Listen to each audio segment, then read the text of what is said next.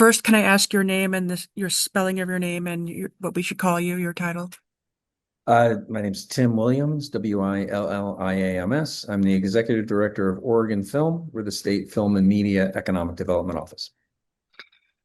Unfortunately, we're talking about something really tragic and shocking and unexpected. What did you think when you heard? How did you hear? Oh, shocked like everyone. It's just unbelievable. Always been a presence in everybody's life, especially in the film industry. And I think just for all of us, there's some movie that he's made that has affected everybody in some way, shape, or form. He did have a an extraordinary string of films, one of them being Stand By Me, which is connected to Oregon and was very influential. Were you involved in that in any way? Oh no, no, no. I saw it when I was not very old, but loved it. And since I've started doing this job, it has been very much a key piece of what we view as Oregon Film's history. We have three signs down in Brownsville on the Oregon Film Trail that celebrate the movie. And every year, the city and people of Brownsville celebrate, the production down there, and it's coming up on the 40th anniversary. So I know actually three of the four main cast members are out on tour right now supporting the 40th anniversary. So I know it must be a huge shock to them too. Gotta be. Um, despite the in not despite like in addition to the impact that Stand By Me has on culture, because I mean you don't celebrate the anniversary of a film unless it was an impactful film, right? And so many parts of the film are quoted and are just, you know, what kind of an impact? Was it the first film of its kind to be made in Oregon or the most impactful at that time? Well, let me turn that around slightly. A lot of times I will get people asking me, what is my favorite Oregon made film? And I think that's a loaded question because there are so many. And to your point, there are many different types of movies that have made here in Oregon. One Flew of the Cuckoo's Nest, sometimes A Great Notion, The Goonies, Kindergarten Cop. Stand By Me was a good example of the sort of mid 80s sort of dramatic comedies that were being made, several of which came here to Oregon. And I always sort of don't like to say what my most impactful and favorite movie is that was made here in Oregon, but it definitely was Stand By Me. I remember when I saw it. I remember what it did. I remember, lines from it, and the last line, do we ever have friends like we did when we were 12? Always is amazing. I believe that was his first film, was it? No, Spinal Tap was his first film. Oh, how could I forget that one? Yeah, yeah, Well, it's because they're so different. indeed. You almost don't think that Spinal Tap had anything to do with Rob Reiner, even though it really, really did, Yeah, well, because you he became, juxtapose Stand By Me against Misery, and it's like, whoa. yes, again, and another Yeah. really memorable film. Um, so after that film, do you know how that came to be made in Oregon? Do you know why it was set here? That's a really good question. No, I don't have the specific answer to that. I know that it was set in Castle Rock, Maine, as part of the short story that Stephen King always talks about. And I believe they were looking for a small town that was sort of stuck in time. The director of photography at the time, Del Ruth, I think had knew Oregon, and they sort of scouted it. It wasn't just Brownsville, it also was Cottage Grove. They did a lot of all the train tracks and the wide open spaces, not the famous bridge with where they yell train that was down in Northern California, but they found that area around the central Willamette Valley, including Brownsville and Cottage Grove. And I think they just sort of felt like it was idyllic enough to feel like this place unstuck in time.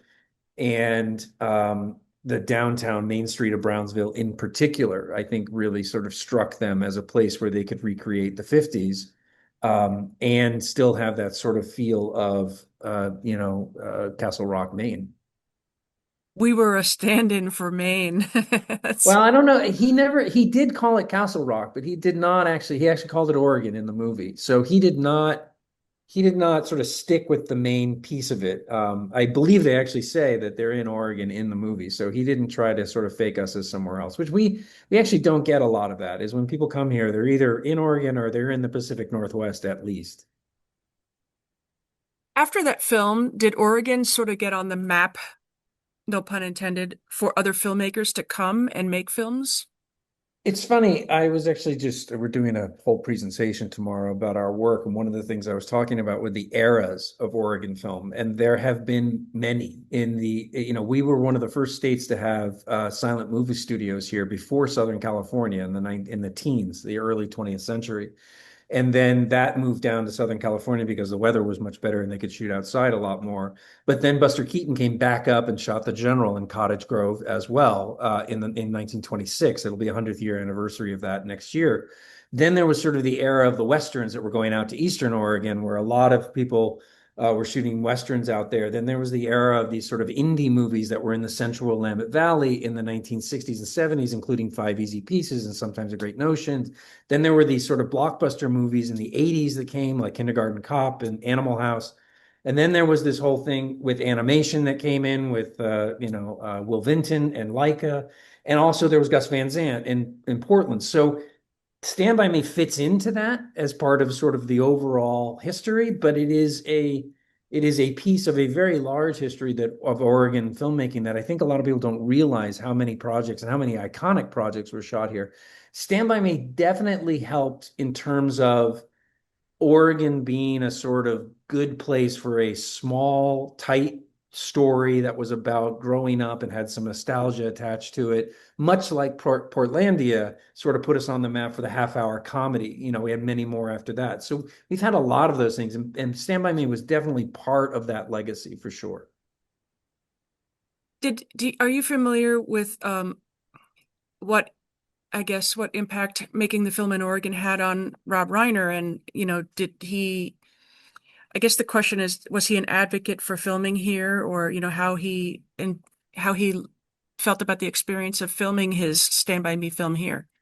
Good question, and I don't know the answer to that. He definitely during that period was shooting everywhere, and did not actually. He wasn't sort of someone that's stuck in California. He wasn't someone. He sort of went where the film needed to be. So, Misery was, I believe, Colorado, if I'm not mistaken. And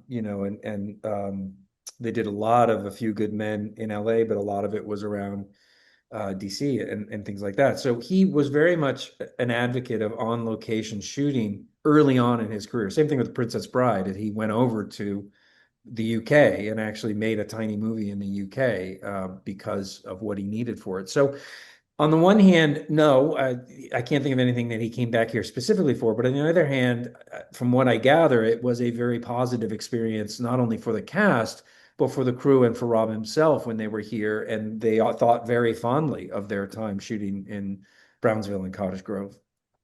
He did return to the Pacific Northwest for Harry Met Sally. Or at least Seattle, yeah. At least the story was set. I don't know if it was Yeah. shot in the Pacific Northwest. Most of it was shot in New York, actually, because I was in New York when they were shooting it. So they did do some up here, but most of it was in New York. He shoots the Um, East Coast in the West and the West Coast in the East. yeah, yeah. I know you've got to get off this call here, so I want to ask, just to the point, how much of an impact did he have on film?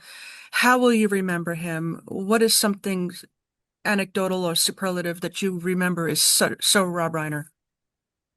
Um, I grew up with his early movies. I very much remember seeing Spinal Tap in the theater. Very much remember seeing Stand By Me, When Harry Met Sally, even The Sure Thing, which was like his third movie or second movie, in theaters, and being very impacted by this style that he was creating of very funny but very grounded stuff. And you see that in Marty DeBurgi in Spinal Tap, is he is the straight man in that thing, and nobody ever plays anything for jokes. Even when Harry Met Sally in the famous deli scene, I'll have what she's having, not played for joke, played very straight. And he created this whole piece of sort of dramatic comedy cinema that was grounded in reality, but we could all relate to it, and thank heavens he found Stephen King and Nora Ephron and these other people that were writing in that way that was giving him this outlet.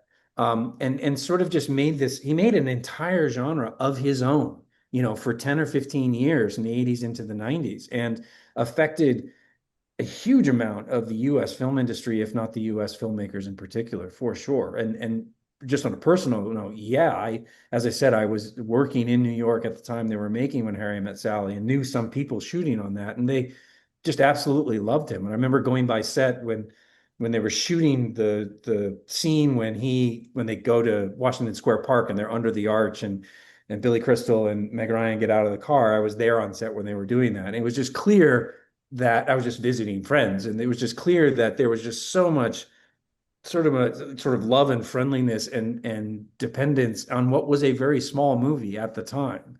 And I think that that is a very unique thing on film sets, is it comes from the top down, is you have a good working and positive relationship from the director and producers down, you're going to have a really good shoot. And it definitely felt that way when I was there. Last question, I promise, because you just asked that, I have to follow up. Since you had friends who worked on the set with him, are you able to tell us at all what they said about working with him, how he will be remembered, what kind of, guy he was? Loved him. I've not actually heard anybody who had worked with him that had a bad thing to say. And that was, a long time ago when I was in New York, but all of those people would have worked with him in a heartbeat, and many of them did. Thank you so much. Is there anything you'd like to say that I didn't ask? No, I appreciate you following up on this and making a story about it. It's really appreciated.